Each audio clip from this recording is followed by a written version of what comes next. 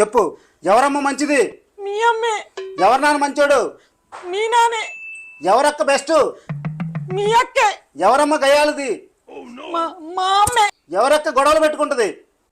మా అక్కే. గట్టి చెప్పు. మా అక్కే. మన ఇద్దరిలో ఎవరి జీవితం నాశనం అయింది? నీ జీవితం. మన ఇద్దరిలో ఎవరు మంచోళ్ళు? మీరే మంచాళ్ళు.